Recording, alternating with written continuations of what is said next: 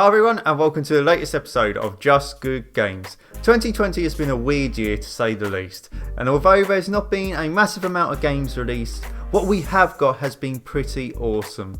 Dragon Ball Z Kakarot, Final Fantasy VII Remake, Doom Eternal, Animal Crossing, New Horizons, Man-Eater and The Last of Us 2 have all been great.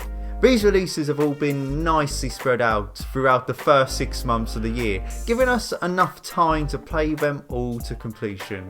Well, we're in July now, and that trend is about to be bucked, as over the next couple of weeks we are going to get 3 massive releases. So in today's video I will be giving my thoughts on these 3 games, but before we get into it I would like you to go down there and hit that subscribe button please. We passed 500 recently, which has been amazing. Let's get to 600.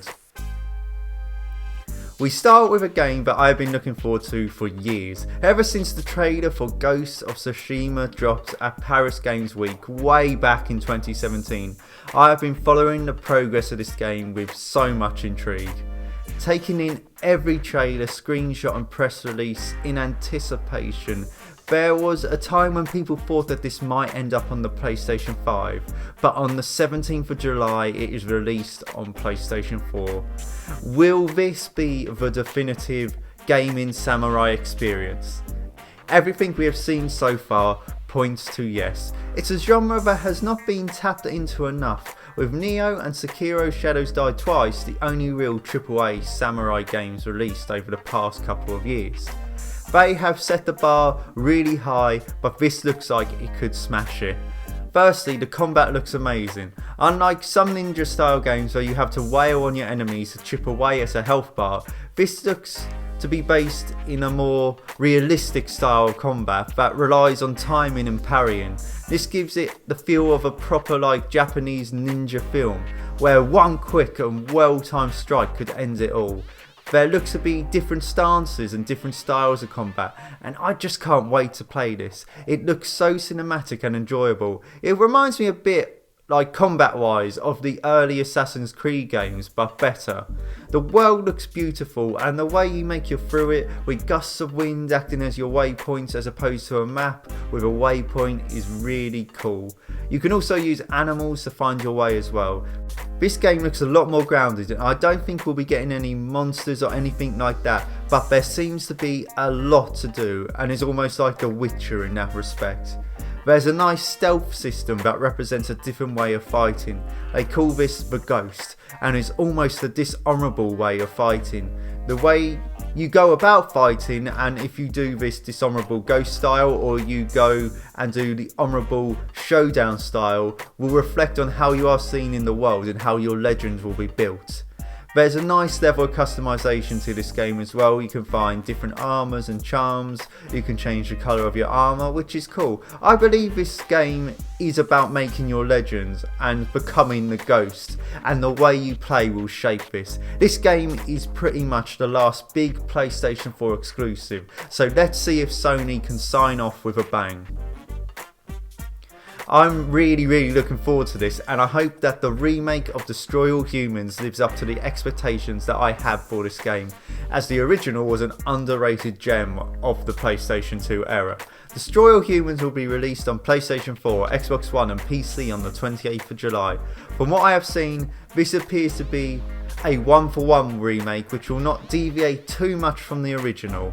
It looks like there's some additional cutscenes though which flesh out the story, and I actually hope they add some more side missions and stuff to do to extend the runtime and allow us to spend even more time in this amazing world. What I do know though is that you can go back to areas after you finish it and go all GTA on it. It also looks like you can complete some challenges as well afterwards, which is really cool. The gameplay and main story seem to be pretty much the same, so that's cool. Who wouldn't want to play as an alien invading the Earth in the 1950s? The original was never the greatest game in the world though, but it was heaps of fun. The concept was amazing and the game was chock full of humour, and this is all I expect from this remake.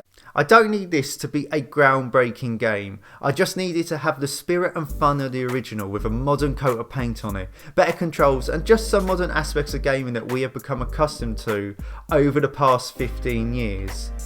There has been extensive trailers for this and gameplay reveals, and from what I can see it all looks so far so good. The human disguise mechanic looks a lot better than it did before. You can also use multiple abilities at the same time and use telekinesis while you are shooting, which doesn't sound massive, but it's a great update on the OG game.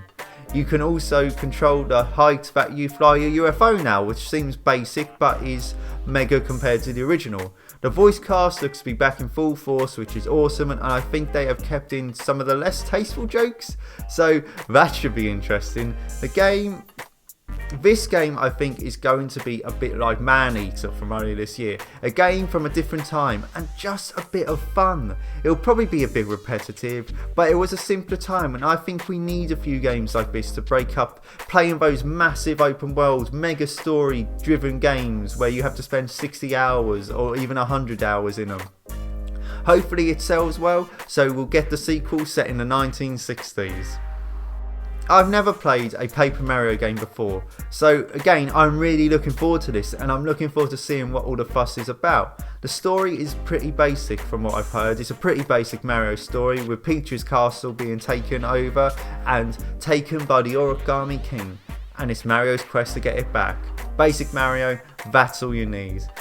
The main differences though that I can see between a Paper Mario game and a normal 3D platforming Mario game, besides the changing obviously art style and maybe the lack of proper platforming, is the combat.